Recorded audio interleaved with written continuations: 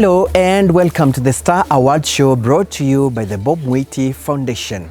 In some families, hardship is visible. In others, it is carried quietly. A father unable to work, a home sustained by small-scale farming, and a son determined not to let circumstances define his future. Today, we meet Royfan Kaliunga Maingi from Kamao village, Amwadhi ward in Igembe North sub-county. Royfan is a Form 3 student at Middle School. Despite financial instability and repeated interruptions due to school fees, Royfan continues to perform strongly, excelling in mathematics and sciences. Today, we follow Royfan's story. Come with me. On the northern slopes of the Nyambene Hills in Igembe North constituency, Meru County, life moves to the rhythm of the land.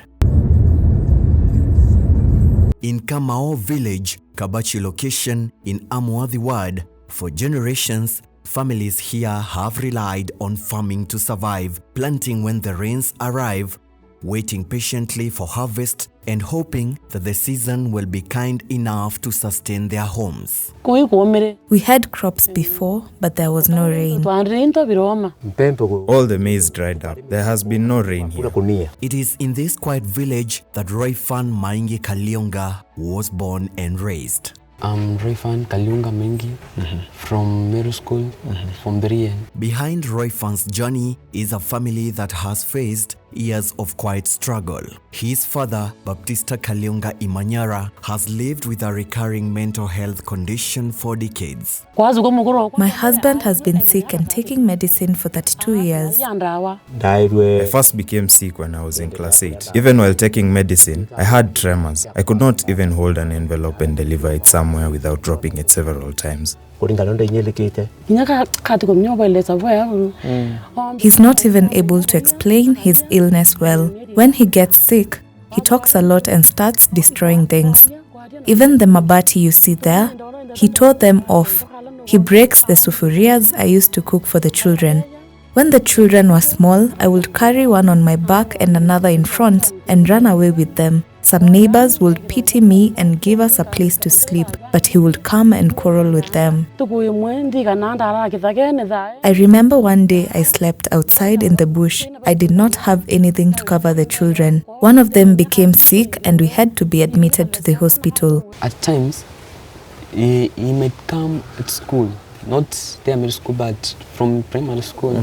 He came there and then started distracting other students and teachers, bringing conflict to school. Now it affected me a lot. An illness that requires constant medication and frequent hospital care. Even after 5 months, he can become sick again. When we go for medicine, they give us enough for 1 month, and when the month ends, we return again. When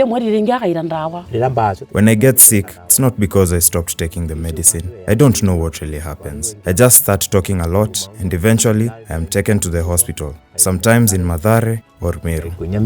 When the condition intensifies, it disrupts not only his health but the family's ability to maintain stability. The support he might have given me when he is good is not the one he gives me.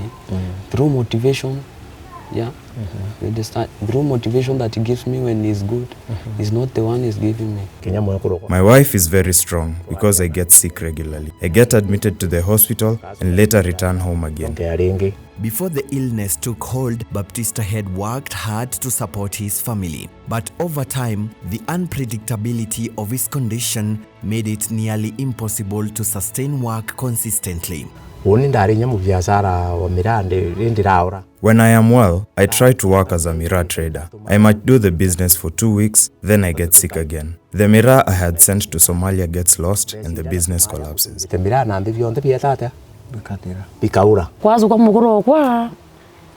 With this sickness, my husband cannot even work. If he lacks food, he could die of hunger.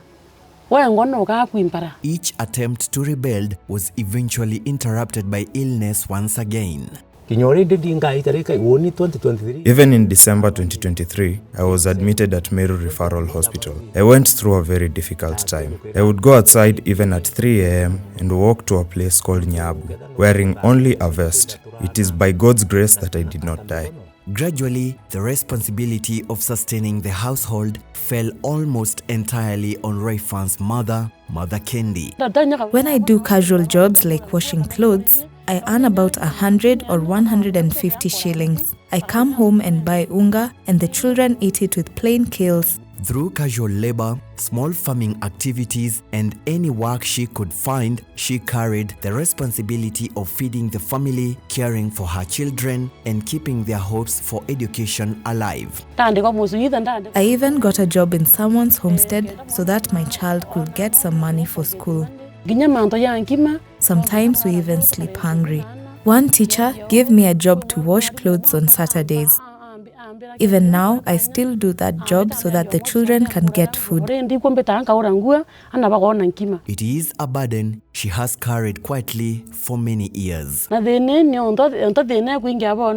problem is very big because parents are supposed to support each other in raising children, but my husband is sick and cannot even afford his own medicine. So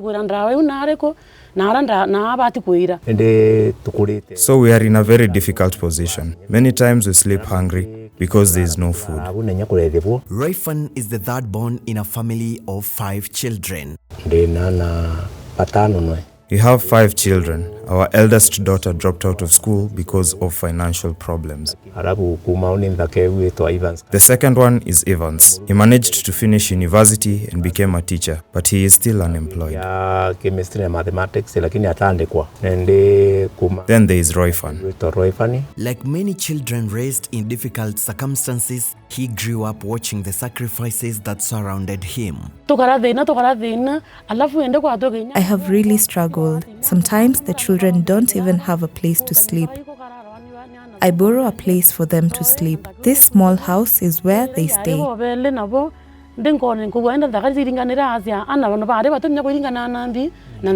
Royfan began his education at Ntonyeri Primary School. He studied at Ntonyere Primary School.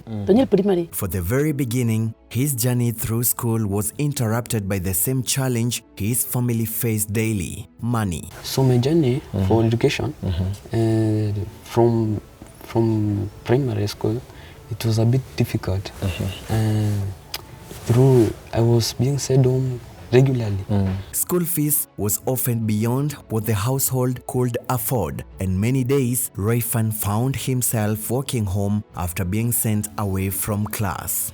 Some days, I found myself at the road every day, going home for school fees. While other students remained in school continuing their lessons, Royfan would begin the long walk back home, uncertain when he would be allowed to return. When he reached class 6, he was sent home several times for almost the entire year. I used to go to the school with 200 shillings and plead with the teacher to allow him back to class. For many children, moments like these slowly weaken the desire to continue. Seeing other students continue the syllabus, and now I'm in school, I'm at home, and they are proceeding. Now that's affecting me because I just keep in mind that how will I get where they are. But for Royfan, the experience had the opposite effect. Each interruption only strengthened his determination to keep going. I'm a born-again Christian, so the good book says that never lose hope. So I always just motivate myself. Eventually, during his time in upper primary school, 2 years before completion, his mother made a difficult decision. She approached the head teacher and explained that she could no longer afford to pay the school fees. When I reached for class 7, that's when my mom got to the school the teacher. She told him that she will not be able to pay the school fees. She feared that Royfan's education might come to an end. But instead of closing the door, the school chose to open one. When he was about to join class 7, I went and told the teacher that I had reached my limits and that Royfan might have to drop out of school. I could barely afford food, let alone school fees. Recognizing Royfan's determination and potential, the head teacher allowed him to remain in school even without paying fees. The teacher told me not to worry. He allowed Royfan to stay in school and asked me to only try and provide food and uniform. With the chance to continue learning, Royfan committed himself fully to his studies. When the KCPE examinations arrived, his effort produced extraordinary results. I got graded at 1 marks. Royfan was placed to Meru School, one of the country's prestigious national schools. School required uniforms, books, and fees far beyond what the family could easily raise. The school fees were to be paid in full, and even for the shopping and the uniforms. At the time Royfan received his admission letter, his father was seriously ill. Royfan was admitted to Meru School. Neighbors helped us take him to school because I was very sick during that period. Yet once again, the community around them stepped forward. Through contributions from their church, the support of well-wishers, and the small harvest his mother managed to sell. The church we attend and my brother, who was retiring, also helped us. The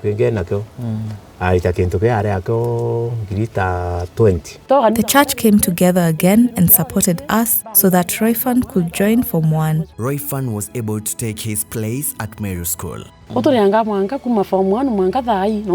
Since Form 1, we have been paying school fees by selling the small beans I harvest. Our neighbors also understand our situation and sometimes support us. Regularly,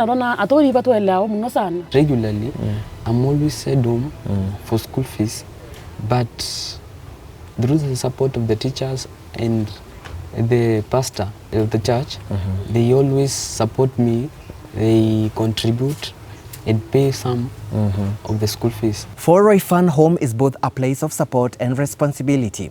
His family depends largely on small-scale farming. Income is uncertain, and his father's mental health condition has placed even greater pressure on the household. In situations like this, education can easily become secondary. But for Royfan, it has become even more important. Each time school fees delays his learning, he returns with renewed focus, determined not to fall behind. Since I joined Meru School, I have never got anything below B-. I have maintained from A-, B+, and B plane. And then I have been performing good compared to others since I am at the top of the student. Most of the times I'm there in my class. One of the leading students. I'm there at the top. But behind these results lies an extraordinary level of discipline. When Royfan is sent home due to school fees, he studies while waiting to return. I always study, keeping all the distractions, such as I lock the door and study alone, because I just I just separate myself from the distractors. The distractors at home are not the one at the school. Yeah, many more at school, and there are a lot. And when he goes back to school, he works tirelessly to recover the lessons he missed. When I'm at school, for the extra time that I have, and the others are just they are wasting their times. Maybe they are in the dorm. Now myself, I just run to class, and I start now doing whatever they did when I was at home. While other students rest in the dormitories, Royfan often returns to the classroom to review missed material. On weekends, when many students take the opportunity to sleep longer, he wakes up before dawn and walks back to class to continue studying. And when they are sometimes sleeping on Saturdays, we are allowed to sleep up to 5:40. Now, I wake up myself. I wake up at 4, and now I come to the class where I now do whatever they did. Academically, Royfan continues to stand out. Yet these results do not come from comfort. They come from discipline. Missing lessons due to unpaid fees means extra effort, catching up, studying harder. refusing to let interruptions define the outcome. His consistency speaks louder than his circumstances. From the motivation of the teachers and even my parents and the support they always give me, they always tell me that remember home, remember where you come from. And I always just strive, I always just work and so that I know, my mind I keep in mind that where I come from will not determine where I will go. Through all these challenges, Royfan has held into one clear ambition. I have a passion to become a doctor. His passion for mathematics and the sciences reflects that dream. He understands that these subjects form the foundation of the medical profession. And the basis for that becoming a doctor, I know there are sciences and mathematics. He approaches them with determination. So I always put much effort in those subjects so that they love them, so that I know they'll make me able to attain that my dream. Royfan's dream is not just about personal success. He wants to become a doctor, not only to build a career but to serve his community. His involvement in tree planting, mentoring young students, and community health awareness already reflects that calling. For Royfan, education is preparation not just for a job but for impact. And from here, he continues forward, steady and committed. The challenges that we're facing here, the challenges that my people are facing, maybe I see that it is for the reason is for the planting of trees. Now I have planted these trees, you see here, this, it's me I planted because now there's a shamba there I have planted along with. That's because I see the challenges now, the trees will help bring rain. Royfan also spends time mentoring younger students, encouraging them to remain focused on their education despite the challenges they may face. When I look at others who are my peers, I see them losing the way that they may follow. Now, I always encourage them and remind them whatever they are, they have not attained anything. So I always tell them to continue doing good. They heard about the Bob Mwiti Foundation through their son.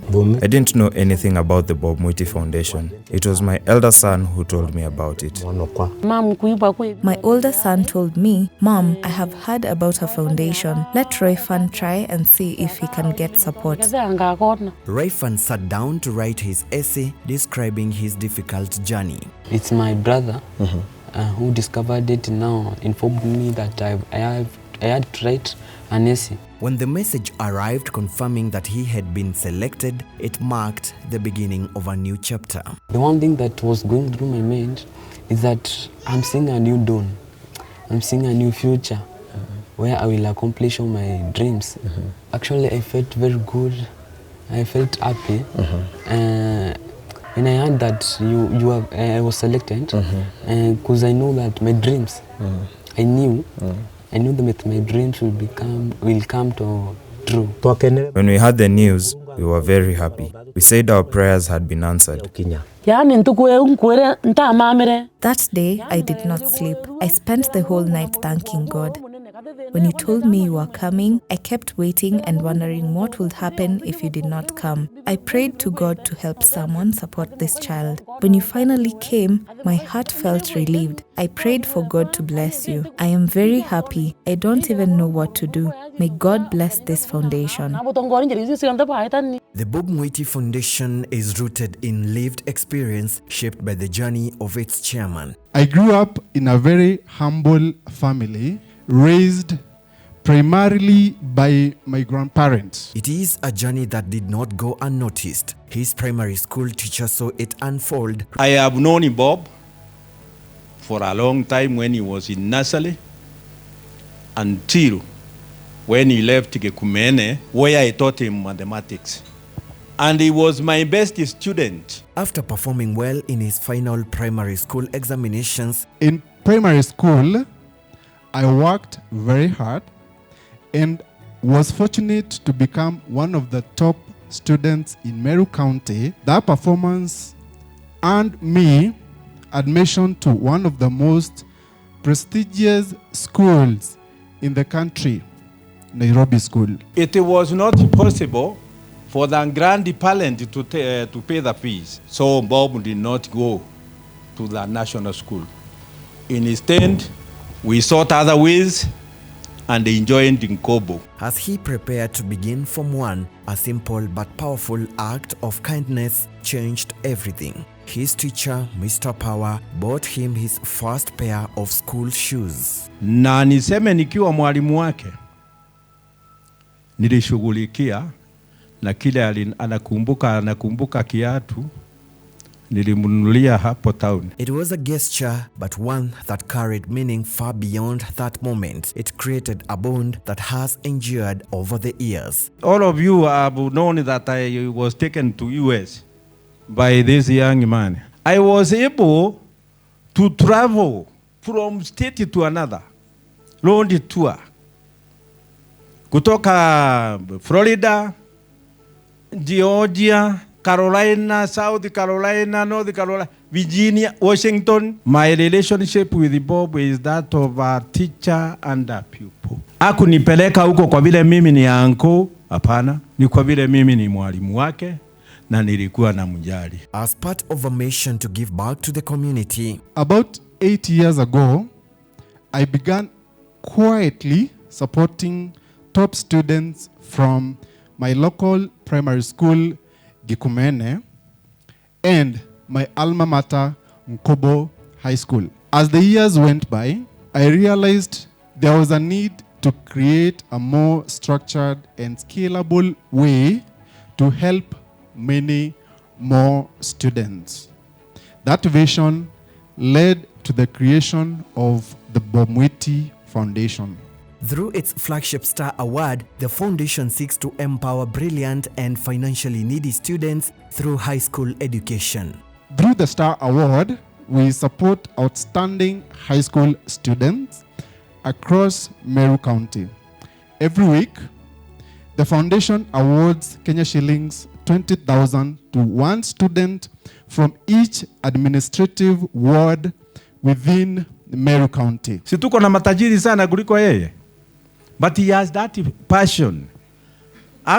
He is very generous. This family is full of gratitude, thanking the chairman and CEO Bob Mwiti for his acts of kindness. May God continue blessing him so that he can help many more. I just tell them that they continue the same spirit and they have done very good job.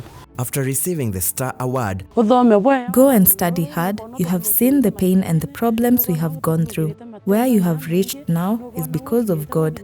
Study hard and put more effort. Study hard so that one day you can wipe away our tears. One day we will proudly say that we have successful children. you can support this family and help ease their burden through this M-Pesa number.